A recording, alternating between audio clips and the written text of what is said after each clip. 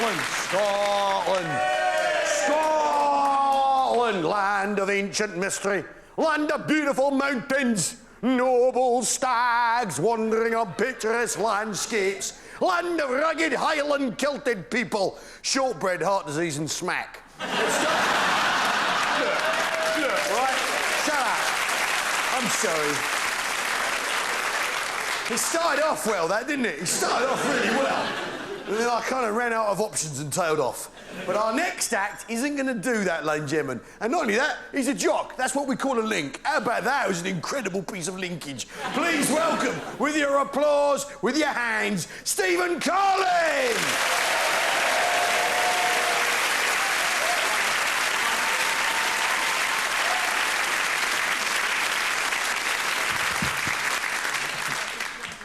Thank you very much. Good evening. Nice to be here in this beautiful theatre tonight. It does contrast a bit my first ever time on stage. I was in a school nativity play. I was 5 years old. Played the part of Joseph in my school nativity. Joseph Stalin. Unfortunately, I was a bit of a method actor in those days. So one or two of my classmates did die. Needlessly. Anyway, let's not dwell on the crimes of Joseph Stalin this evening. I thought we'd kick off with a topic closer to my heart, and that topic is hurricanes in America. Because probably like me, you've been looking forward to the new hurricane season.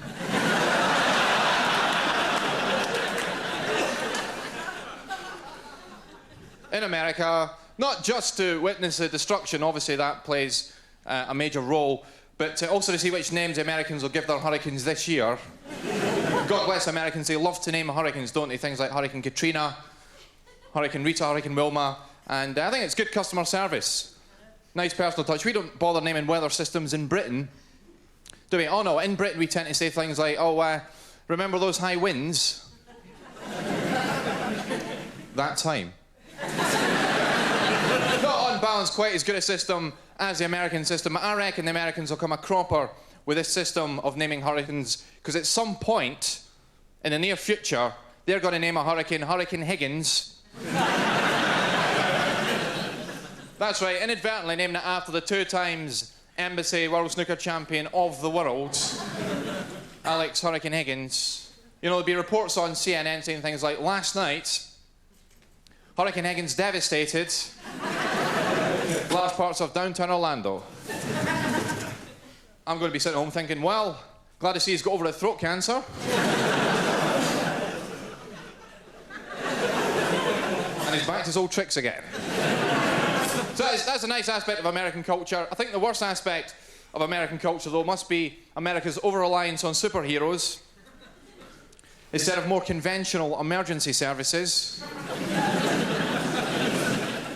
And this came to mind just over a year ago when there was that fire in the Fields Depot in Hemel Hempstead. Bunsfield Fields Depot fire, largest fire in peacetime Europe. What did we do in Britain? We got the fire brigade to put that out using foam. Now, very similar situation occurred in the documentary Superman 3. When an oil refinery caught fire. Now, how did the Americans tackle that, Blaze? What did they do? Well, they got Superman to fly to a lake, freeze that lake with his breath. I don't know how, I thought breath was hot, but it worked. Picked that lake up as one sheet of ice with no regard to any of the wildlife living in that lake whatsoever. I'm the last survivor of the planet Krypton. I will defend the human race. I've got no interest in the wider ecosystem. Took that ice, flew to the refinery with it, dropped it on the fire. Now, I was only 7 years old when I was in Superman 3, and even I knew at that age that you don't put water on an oil fire. What Superman should have done, of course, was to get a giant tea towel, 3 miles wide by 3 miles wide, to dip it in the lake, wring it out so it's just damp but not dripping wet, and then carefully place that over the oil refinery until the fire was extinguished. But I suppose the concept of a giant tea towel the size of an oil refinery is too ridiculous, even for a Superman film. I was in New York recently, and I was expecting it to be really tough and gritty, but you know, when someone commits suicide on the New York subway, they're extremely euphemistic about it. They won't say the word suicide. They'll say things like, the A train is suspended at the moment between 49th Street and 59th Street due to a problem with the track. There's kind of debris on the track. There's a thing on the track. We'll clear it up. It'll be fine. That's how they deal with a suicide. Now compare that to the London Underground, where they cannot wait to tell you that someone's committed suicide. It's a badge of honour. They're fighting over the microphone in the office. Here, Nigel, I'll do it. Ladies and gentlemen, the Central Line is suspended in both directions at the moment because of a person under a train. Now, few people realise this. Glasgow, where I'm from, has got an underground system, the third oldest underground system in the world. It's a tiny little system, one circle. You can't even stand fully erect in the carriages. It would be physically impossible to commit suicide on the Glasgow Underground. At worst, you'd come away with a sprained ankle. Ladies and gentlemen, the Glasgow Underground is currently suspended because someone has spilled a packet of toffees on your track. Glasgow Fire Brigade are currently in attendance with a special toffee incident control unit. Just get all that toffee off the track, because it might become sticky. Bits of fluff will start sticking to it, like really naff, might jeopardise our bid for the 2014 Commonwealth Games. And let's face it, if a Glaswegian wants to commit suicide, they don't throw themselves in front of a train. They basically maintain their current lifestyle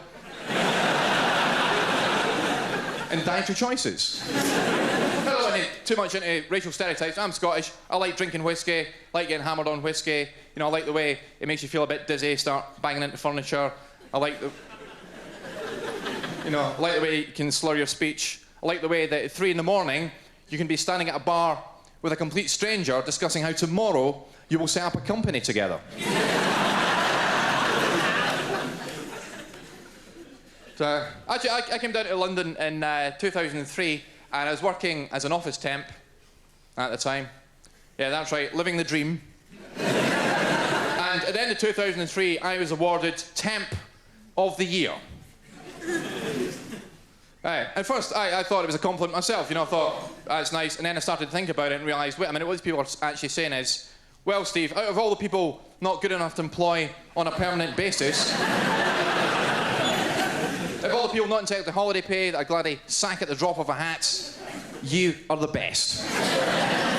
Stick in, work hard, because if you do really well, eventually you could rise to the level of being the worst of our permanent employees. Now, I've got to confess to you, I've been phoning quite a lot of chat lines recently. These sort of adult chat lines. You may have seen them advertised late night on Channel 5, saying things like, our gorgeous girls are ready and waiting to take your call.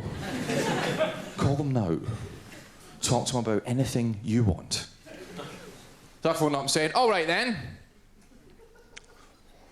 Why don't you cast your mind back to the 1982 Embassy World Snooker semi-final?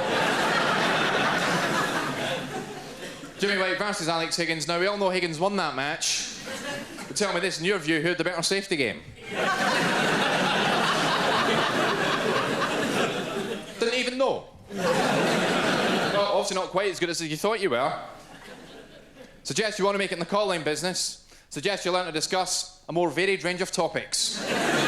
You hussy. Ladies and gentlemen, you've been lovely. Thank you very much. That's all from me this evening. I'm Stephen Carlin. Good night. Cheers.